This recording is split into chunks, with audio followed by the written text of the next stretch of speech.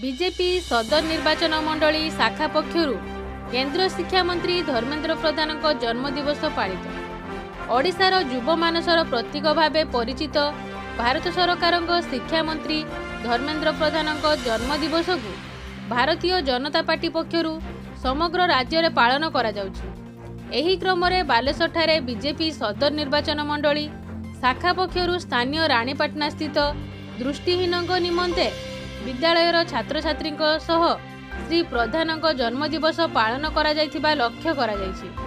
विद्यालय परिसर में आयोजित कार्यक्रम रे सदर विधायक मानस कुमार दत्त जोग देइथिले।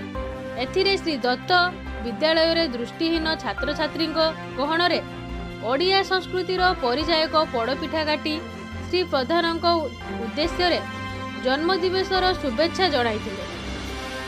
ओडिशार विकास रे केंद्र शिक्षा मंत्री श्री प्रधान अवदान संपर्क में आलोचना करथिले।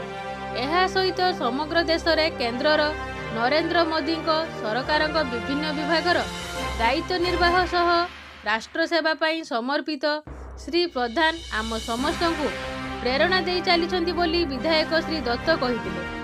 महाप्रभु श्री जगन्नाथ श्री प्रधान सरल सुस्थ तथा निरामय जीवन प्रदान सह राष्ट्र सेवा निमित्त तांकर चलापथ कुसुमित करने निमंते प्रार्थना करथिले। तांको दीर्घ राजनैतिक जीवन में ओडिशा रे असीमित विकास कार्य संपन्न हेउ बोली विधायक श्री दत्त कामना करथिले। परे विधायक श्री दत्त व दलीय कर्मकर्ता माने विद्यालय छात्र छात्री को शिक्षा उपकरण सह स्कूल बैग प्रदान करथिले। एही अवसर में दृष्टिहीन छात्र छात्री माने केंद्र शिक्षा मंत्री श्री प्रधान उद्देश्य रे आकर्षणीय जन्मदिवसर संगीत गान करथिले।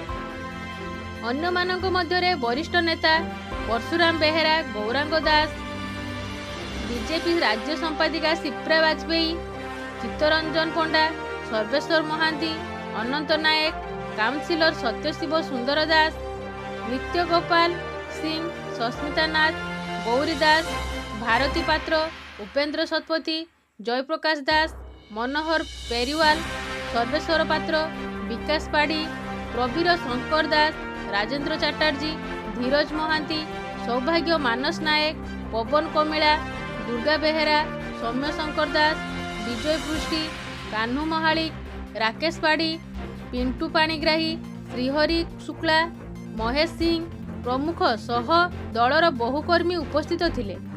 रानीपाटना स्थित दृष्टिहीन निमंते विद्यालयर अध्यक्षा दिवाकर समेत समस्त शिक्षक शिक्षयित्री और कर्मचारी कार्यक्रम परिचालन में सहयोग करथिले। ब्यूरो रिपोर्ट प्रमाद न्यूज।